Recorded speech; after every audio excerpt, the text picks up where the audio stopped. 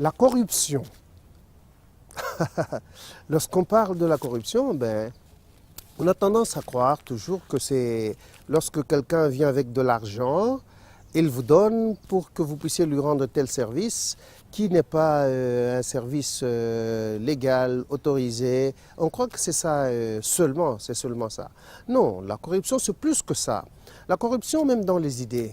Vous pouvez arriver, vous rencontrez quelqu'un et quand vous lui parlez, vous avez un objectif à atteindre, le détourner de la voie normale.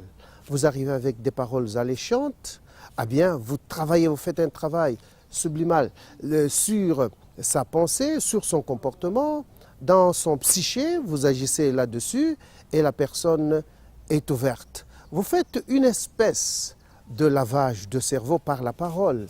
Eh bien, la personne vient, accepte, ou la personne accepte l'idée que vous voulez lui mettre dans la tête, vous l'avez corrompu. Il se détourne de la voie normale et il suit une voie qui n'est pas bonne. C'est de la corruption. Aujourd'hui, on parle de la corruption, le monde est devenu tellement matériel et matérialiste qu'on parle de la corruption quand on voit l'argent. Mais c'est plus que ça. La corruption de l'argent, quand on vous offre l'argent, bon, nous ne pouvons pas dire que ça passe encore. C'est moindre. Mais cette corruption de la pensée, vous venez vous détourner quelqu'un des objectifs nobles qu'il avait en lui promettant monts et veaux, eh bien, c'est de la corruption qui est très grave. Vous rencontrez quelqu'un qui était en train de penser du bien pour son milieu immédiat. Et vous lui dites non, si vous faites ça, ça ne va pas aboutir parce que moi, j'ai une longue expérience ici en cela.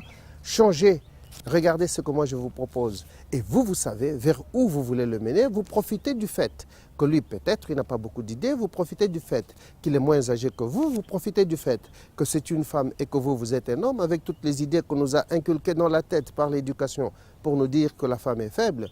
Vous profitez de cela. Vous profitez donc de la faiblesse de quelqu'un pour l'amener vers la voie où vous vous trouvez.